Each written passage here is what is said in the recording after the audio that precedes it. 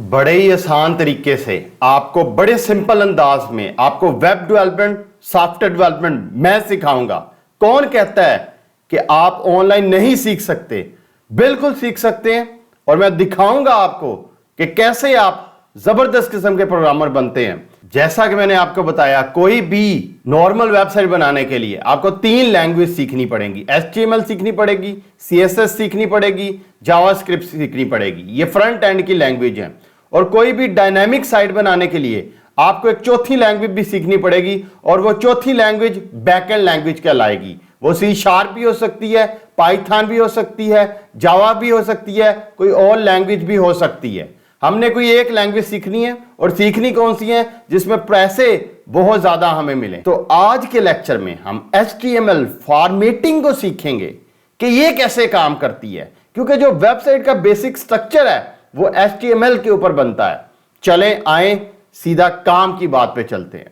तो हमारे चैनल का नाम है प्रोग्रामिंग विद अदनान। इसको फौरन से सब्सक्राइब नहीं किया, इमीडिएटली कर लें। ये प्लेलिस्ट मैंने एक बनाई है। ये प्लेलिस्ट का नाम है वेब डेवलपमेंट फॉर बिगिनर्स इन हिंदी। इसके अंदर मैं रेगुलर वीडियो डालता जाऊंगा।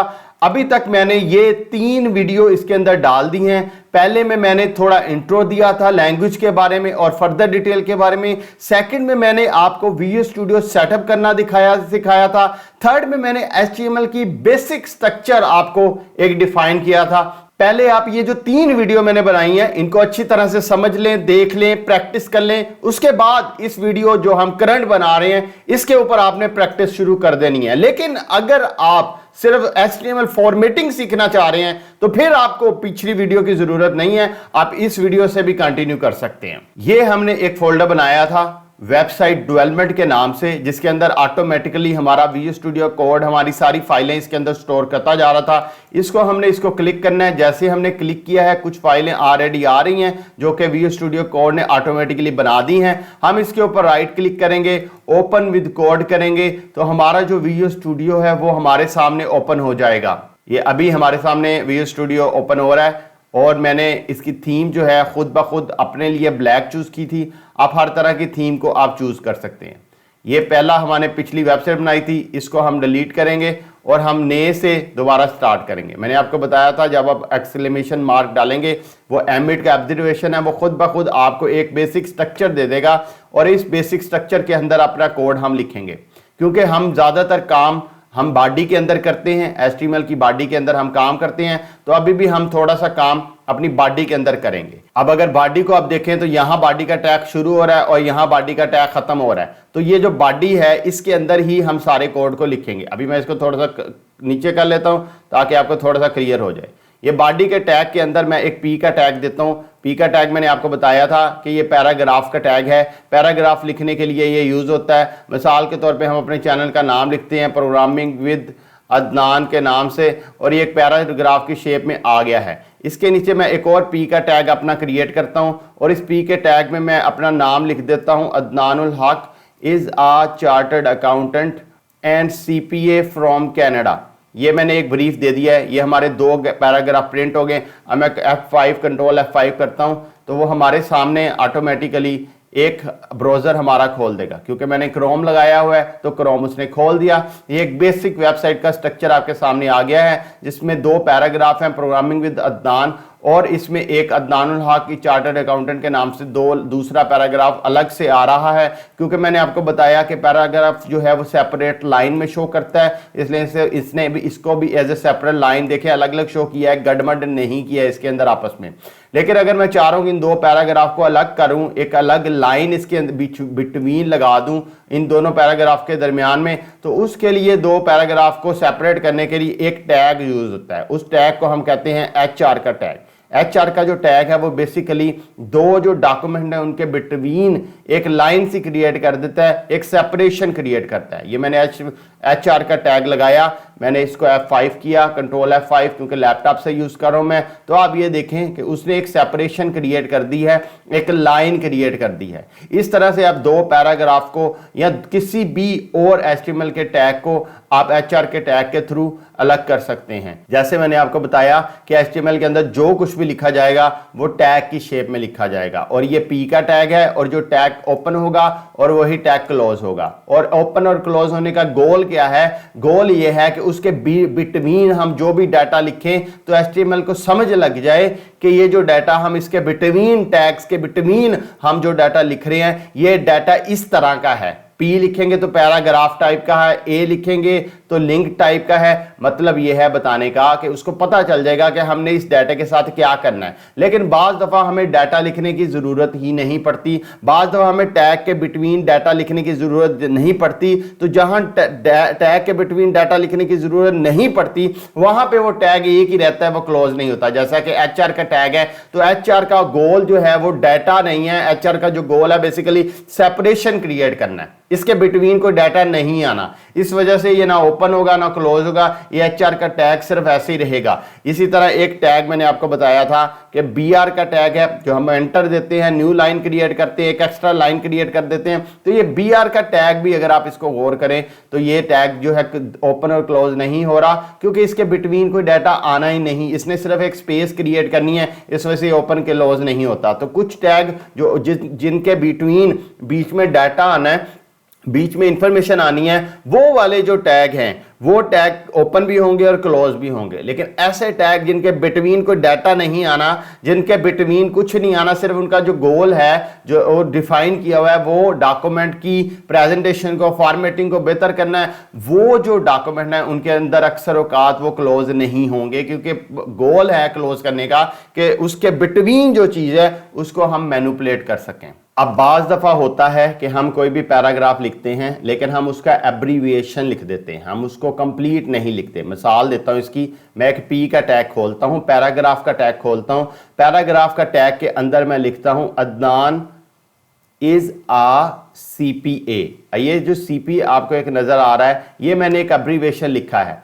लेकिन जब मैं इसको कंट्रोल F5 करता हूं और पढ़ता हूं और कंट्रोल F5 करके देखता हूं तो ये CPA लिखा तो आ रहा है, लेकिन वो ये नहीं बता रहा कि यार ये CPA क्या चीज है। अगर मैं CPA को चेक करना चाहता हूं कि ये क्या चीज है तो मैं चाहूं कि जब इसके ऊपर मैं क्लिक करूं, ऐसे करके देखूं तो मेरे सामने वो एक इंफॉर्मेशन दे, मुझे बताए कि ये किस चीज का एब्रीविएशन है। तो उसके लिए एक टैग यूज होता है जिसका नाम है एब्रीविएशन टैग। तो अगर इस CPA को मैंने एब्रीविएशन के स्टाइल में लिखना है तो उसके लिए एक टैग यूज होता है ABBR का टैग। ABBR का टैग ओपन भी होगा और ABBR का टैग क्लोज भी होगा। इस ABBR के अंदर मैं अब लिखूंगा CPA, और जब मैं इसके अंदर CPA लिखूंगा तो वो इसको एज ए एब्रीविएशन कंसीडर करेगा। तो जब हम एब्रीविएशन कंसीडर करते हैं तो मैंने आपको बताया था कि टैग को जो चीज डिफाइन करती है, फर्दर उसको एलैबोरेट करती है, तो उसको हम कहते हैं एट्रीब्यूट। तो इसका एक एट्रीब्यूट हमें देना पड़ेगा टाइटल के नाम से, और टाइटल के नाम से हम एब्रीविएशन देके हम इसको कहेंगे कि ये है chartered professional accountants of Canada. ये मैंने इसको दिया, मैंने कंट्रोल F5 पे क्लिक कर दिया।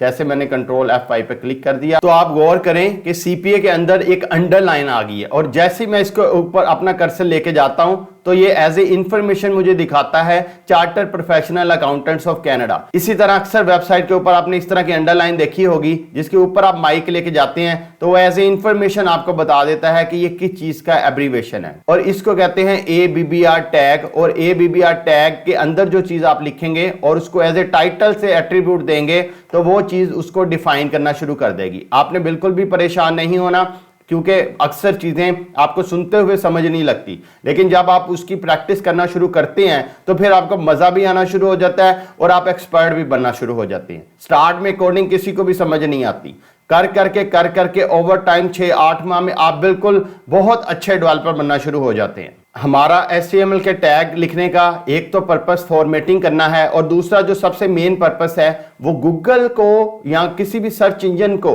ये बताना है कि हमारी कौन सी इंफॉर्मेशन कहां पे पड़ी हुई है। इसी वजह से अगर जहां पे हमने एड्रेस लिखना है तो एड्रेस के लिए एक अलग से टैग डिफाइन किया गया है, ताकि एड्रेस के टैग के अंदर जो चीज लिखी होगी तो गूगल में वो सर्चेबिलिटी को आसान कर देगी। मिसाल के तौर पे मैं इसके ऊपर कोई भी एड्रेस लिखता हूं अदनानुल हक, मैं इसको कनाडा का एक एड्रेस लिख देता हूं और इस कनाडा के एड्रेस को इसके अंदर मैंने लिख दिया, क्योंकि अब मुझे इसको स्पेस देनी है तो मैं इसके अंदर BR का टैग देता हूं ताकि ये लाइन जो है ये मेरी नेक्स्ट लाइन के ऊपर आ जाए। अब मैं कंट्रोल फंक्शन 5 करता हूं क्योंकि मैं लैपटॉप यूज कर रहा हूं। तो ये देखें आपने कि एड्रेस को उसने अदनानुल हक को इटालियन केस में थोड़ा सा डिफरेंट करके लिख दिया। अगर आप दोनों तीनों लाइनों को कंपेयर करें तो ये नीचे वाली लाइन थोड़ी सी डिफरेंट लिखी हुई है, इसके टैग के अंदर लिखी हुई है, और ये HTML इसको समझ रहा है कि ये एड्रेस का टैग है। तो जब भी आप एड्रेस लिखेंगे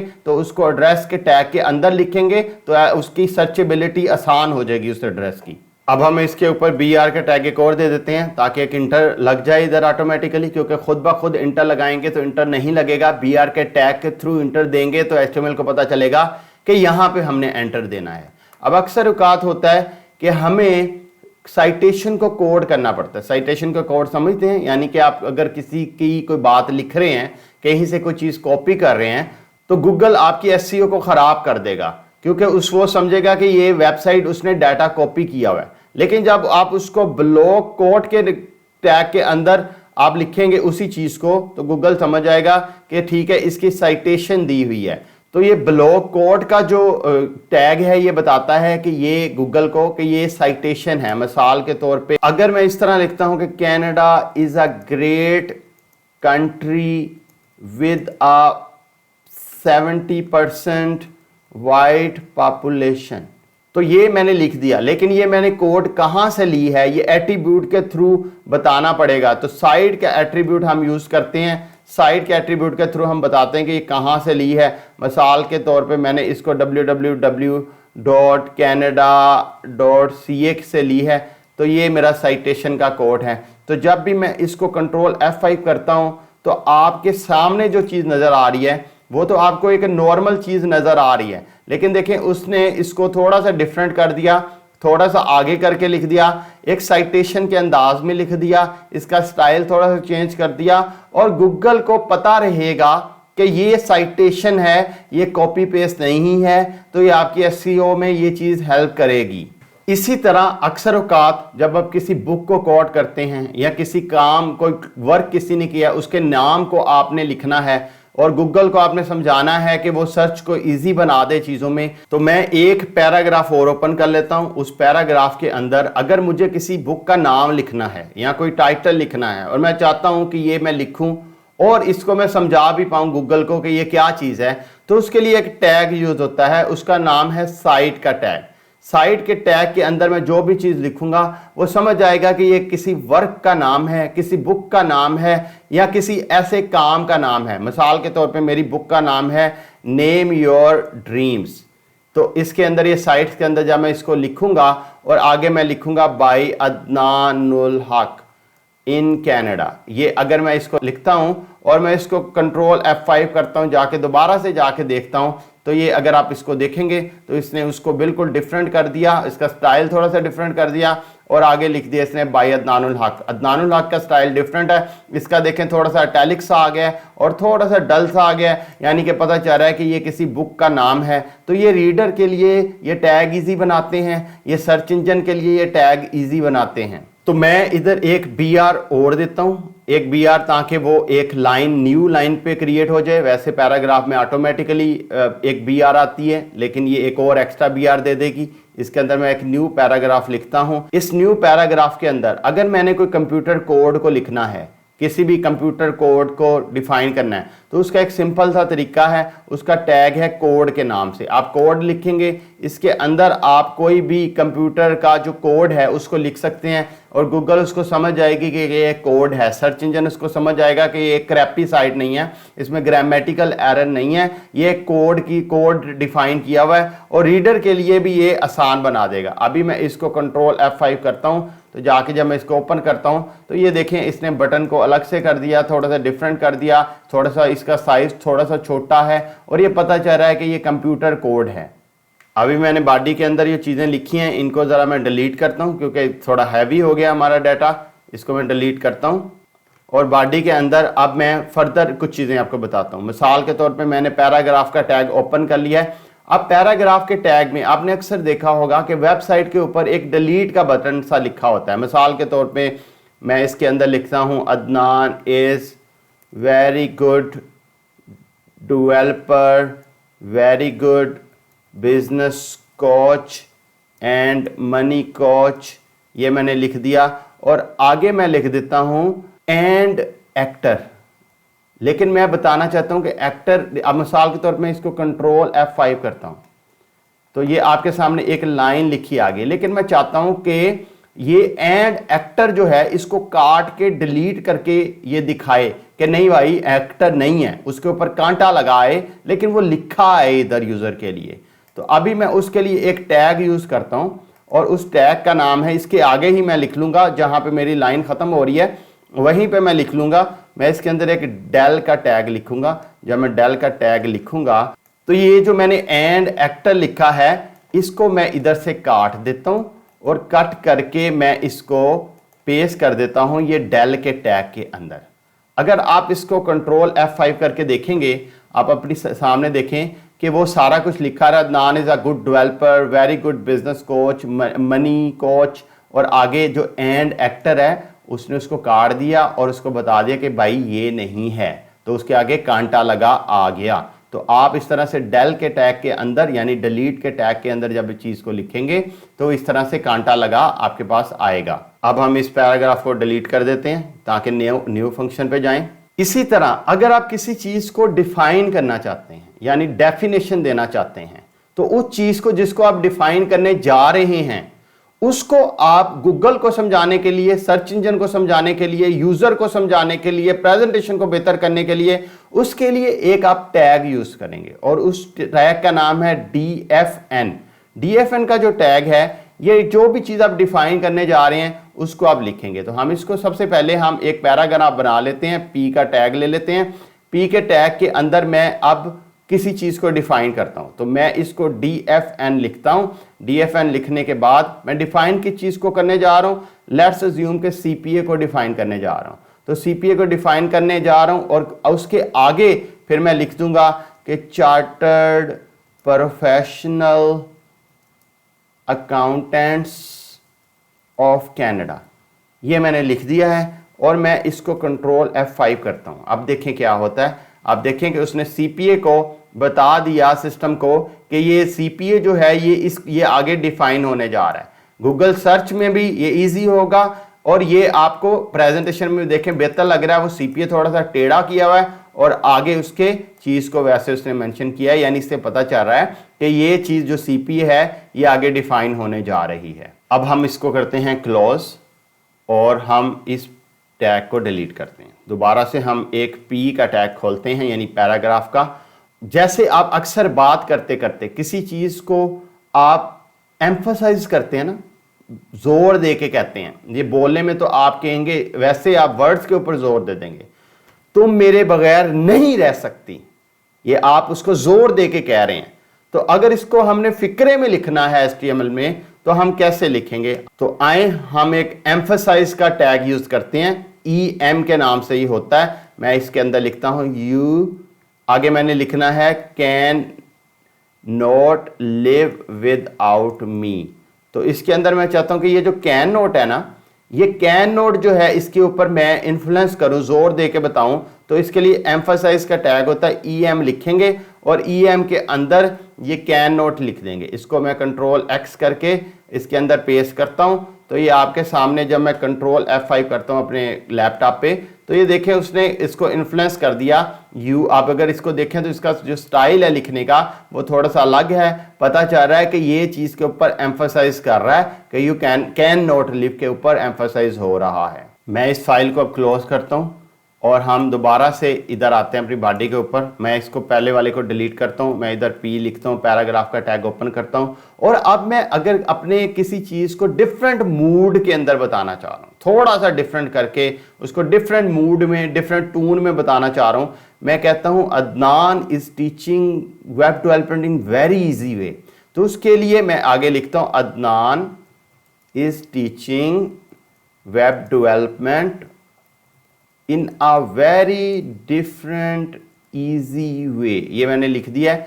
तो अभी आप इसको देखें कंट्रोल F5 करके, तो ये एक सिंपल सा सेंटेंस है जो लिखा हुआ आ रहा है, लेकिन इसमें पता नहीं चल रहा, कोई मूड स्विंग नहीं आ रही, मूड चेंज नहीं आ रही, किसी वर्ड्स के ऊपर कोई फोकस नहीं आ रहा। तो अगर मैं चाह रहा हूं कि ये अदनान के ऊपर फोकस आए, तो मैं इसके अंदर इससे पहले आई का टैग लूंगा। आई के टैग के अंदर मैं इसको अदनान को कंट्रोल X करके इसके अंदर चिपका दूंगा।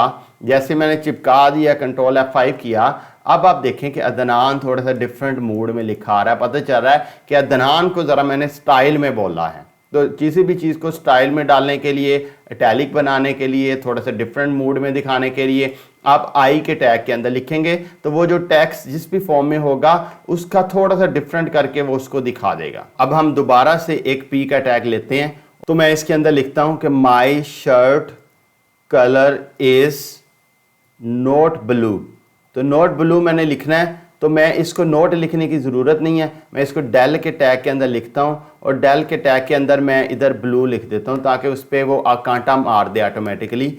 लेकिन अगर मैं कोई चीज़ इसके अंदर ऐड करना चाह रहा हूं, मैं चाह रहा हूं कि वो हाईलाइट हो कि ये वाला नहीं है ये है, तो INS का टैग यूज़ होता है कि ये चीज़ इंक्लूड कर दी गई है इसके अंदर। मैं कहता हूँ नहीं, मेरे इसकी कलर जो है वो ग्रीन है। तो मैं अब इसको आपको दिखाता हूँ। INS के टैग ने क्या किया, कंट्रोल F5 किया मैंने, अभी आपके सामने लिखा आ रहा है कि my shirt colour is green. नज़र आ रहा है कि ब्लू काटा हुआ है और ग्रीन जो है उसको टिक किया हुआ है। और इससे ये भी पता चलता है कि डॉक्यूमेंट में से ब्लू को डिलीट करके ग्रीन को इंसर्ट किया गया है। तो इंसर्ट को अगर कोई चीज़ आपने दिखानी है कि आपकी फाइल के अंदर, आपके फोल्डर के अंदर कोई चीज़ इंसर्ट हुई है, तो उसके लिए कौन सा टैग यूज़ होगा, INS का टैग, जो कि इंसर्ट किया हुआ दिखा देता है और ये अंडरलाइन आपको नज़र आ रही है। अब हम इसको डिलीट करते हैं, एक और पी का टैग हम ले लेते हैं। इस पी के टैग के अंदर मिसाल के तौर पे अक्सर आपको कंप्यूटर की कमांड जो हैं वो आपको लिखनी पड़ती हैं, और कंप्यूटर की कमांड को लिखने के लिए HTML में स्पेशल एक टैग दिया गया है। उसका फ़ायदा ये होता है आपकी साइट ग्रामेटिकली करेक्ट लगती है और इसको SEO में इम्प्रूवमेंट होती है, और सेकेंडली आपका जो यूज़र की रीडेबिलिटी है और कस्टमर एक्सपीरियंस है वो बड़ा अच्छा हो जाता है। तो अगर मैं लिखना चाह रहा हूँ कि अगर आप Ctrl+C करेंगे तो आपका कॉपी हो जाएगा। एक तरीका तो ये है कि मैं लिखता हूँ कि Ctrl+C will create a copy. अगर आप इसको देखें, अगर मैं कंट्रोल F5 करता हूँ इसके ऊपर, और ये बिल्कुल अजीब सा नॉर्मल सा लिखा आ रहा है, मज़ा भी नहीं आ रहा। जो SEO है वो भी इसको सही तरह नहीं समझेगी, जो सिस्टम है वो भी समझेगा पता नहीं ये ग्रामेटिकल एरर है वेबसाइट के अंदर और रैंकिंग में प्रॉब्लम होगी और इशू आएंगे। तो अगर मैं इसको प्रॉपर इसके टैग के अंदर ही क्यों ना लिख दूँ तो मेरी चीज़ें बेहतर हो जाएंगी। तो उसके लिए एक टैग आता है, उसका नाम है KBD, कीबोर्ड वाला टैग KBD। तो मैं इसको लिखता हूँ KBD के अंदर, KBD के अंदर। तो KBD के अंदर मैं किसको लिखना है, डेफिनेटली मैं इसको कंट्रोल को लिखूंगा, क्योंकि ये मेरी कीबोर्ड की कमांड है कंट्रोल। इसको मैं कंट्रोल X करके इधर लिख दूंगा, और आगे फिर मैं C को भी लिख देता हूँ Ctrl+C, क्योंकि ये भी कीबोर्ड कमांड है, कीबोर्ड की कमांड है। इसको मैं C को इधर से ख़त्म करके इसके अंदर मैं लिख देता हूँ। अब आप ज़रा इसका रिज़ल्ट चेक करें, कंट्रोल F5 करते हैं आप इसको, तो आपके सामने ये देखें उसने बिल्कुल इसको कंप्यूटर की कमांड के नाम से छोटा सा, आप इसका फ़ॉन्ट देखें बिल्कुल डिफरेंट है और बिल्कुल अलग से नज़र आ रहा है, और HTML भी इसको पहचान रहा है, यूज़र के लिए भी रीडेबिलिटी आसान हो रही है। अब मैं इसको डिलीट करता हूँ, एक और पी का टैग ओपन करता हूँ। अगर मैं चाहता हूँ कि किसी चीज़ को मैं हाईलाइट करूँ अपने डॉक्यूमेंट में, अक्सर आपने देखा होता है ना कि चीज़ हाईलाइट हुई होती है। मिसाल के तौर पे मैं लिखता हूँ कि Adnan is a very good teacher, मिसाल के तौर पे, और मैं चाहता हूँ कि ये जो टीचर है ये हाईलाइट हो। तो हाईलाइट के लिए आपको पता है कि HTML को कोई भी चीज़ करनी हो तो उसको टैग के थ्रू बताना पड़ता है, और बताना कैसे पड़ता है, वो टैग ओपन करके उसके अंदर वो टेक्स्ट को लिख दिया जाता है, वो ऑटोमेटिकली इसको पहचान जाता है। तो मैं क्योंकि इसको हाईलाइट करना चाह रहा हूँ, मार्क करना चाह रहा हूँ, तो हम मार्क का टैग यूज़ करेंगे। कितना सिंपल है। और ये टीचर को हम इधर से कंट्रोल X करके ये मार्क के टैग के अंदर हम इंटर कर देंगे। अब देखें जाके क्या होता है इस कंप्यूटर के साथ। ये देखें आपके सामने, उसने Adnan is a very good teacher, इसने इसको हाईलाइट कर दिया है। तो जब भी आप अपनी वेबसाइट के अंदर किसी फीचर को, किसी चीज़ को हाईलाइट करना चाहेंगे तो आप इस तरह से मार्क के टैग को यूज़ करेंगे उसके अंदर। देखा कितना आसान है ये सारा कुछ। अभी हम एक और पी का टैग लेते हैं, और पी के टैग के अंदर अगर हम किसी चीज़ का मीटर दिखाना चाहते हैं, किसी चीज़ के अंदर प्रोग्रेस दिखाना चाहते हैं, तो उसके लिए हमारे पास एक टैग यूज़ होता है, मीटर का टैग। मीटर के टैग की एक वैल्यू होती है कि हम कह रहे हैं कि हम यार इसके जो नंबर हैं, जिसकी जो रेटिंग है वो 4 है इस प्रोडक्ट की, और इसकी हम बताएंगे कि मैक्सिमम रेटिंग कितनी है। तो मैक्सिमम रेटिंग हम बता देते हैं कि इसकी 10 है, और हम इसकी मिनिमम रेटिंग बता देते हैं कि मिनिमम रेटिंग इसकी चीज़ की लेट्स अज्यूम 0 है। तो अब देखें ये क्या करता है, जाके हम कंट्रोल F5 करते हैं तो ये आपके सामने एक मीटर बना आ गया, और ये मीटर देखें बता रहा है कि टोटल जो मीटर है वो 10 का है, और इसमें से कितनी रेटिंग मिली है। ये अक्सर आपने वेबसाइट पे देखा ना कि रेटिंग दी होती है। मैं दोबारा आपको समझाता हूँ कि ये मीटर का टैग क्या करता है। मीटर का टैग दोबारा हम इसको लिखते हैं, हम इसके अंदर पी का टैग ही ओपन करते हैं, और हम इसके अंदर लिखते हैं your rating is 4 out of 10। लेकिन हम चाहते हैं कि ये जो रेटिंग है ये आगे लिखी हुई भी आए इसके आगे, कि यार ये इस तरह से है आपकी, किस तरह से एक पिक्चर शेप में भी आपको नज़र आए। तो मैं इसके अंदर कौन सा टैग यूज़ करूँगा, मीटर का टैग यूज़ करूँगा। मीटर के टैग को एक मैं वैल्यू दूंगा, क्योंकि उसकी वैल्यू 4 है, तो मैं 4 इधर दूंगा कि आपने 4, इसमें से 4 रेटिंग है आपकी। और लेकिन मैं बताऊँगा कि मैक्सिमम रेटिंग कितनी थी इसके अंदर, और जब मैंने मैक्सिमम रेटिंग बता दी उसको कि 10 थी, और फिर वो पूछेगा कि मिनिमम रेटिंग कितनी, कहाँ से ये टैग जो है ये शुरू हो रहा है। मैं उसे कह रहा हूँ 0 से शुरू हो रहा है, और मैंने कंट्रोल F5 किया है। तो आप देखें ये कितना ज़बरदस्त सा वो ना सिर्फ लिखा हुआ आ रहा है, लेकिन उसके आगे ये देखें उसने एक मीटर सा भी बना दिया। ये टैग मेरा ख्याल हमने एक एक्स्ट्रा लिख दिया इसलिए आ गया, तो ये मीटर सा भी उसने बना दिया, और ये मीटर बता रहा है कि टोटल 10 है, तो हमारे सिर्फ इसमें से 4 नंबर है। अब मैं मिसाल के तौर पे अब ये मैंने एक्स्ट्रा टैग एक दिया, इसको ज़रा रिमूव कर लूँ। अब मैं मिसाल के तौर पे इधर कहता हूँ नहीं भाई आपकी जो रेटिंग है वो 4 नहीं है, वो आपकी 8 रेटिंग है 10 में से। आप कंट्रोल F5 करते हैं। अब इसको जाके आप दोबारा देखते हैं, देखें उसने वो जो रेटिंग का है वो बढ़ा दिया है कि आपकी रेटिंग 8 है। तो इस तरह से ये बड़ा ज़बरदस्त फीचर है, वेबसाइट के अंदर भी यूज़ होता है, और इसको आप थोड़ी सी प्रेजेंटेशन देने के लिए भी यूज़ कर सकते हैं HTML के अंदर। देखा कितना आसान है HTML और वेबसाइट बनाना, आप भी बना सकते हो। कैसे नहीं सीखेंगे, मैं गोल गोल के आपके अंदर डालूंगा। देखा कितना आसान था सारा कुछ, कितना आसान था वेबसाइट बनाना, और आपको कितना हवा लग रहा था। ये सारी वीडियोस को प्रैक्टिस करें। मिलते हैं नेक्स्ट लेक्चर में।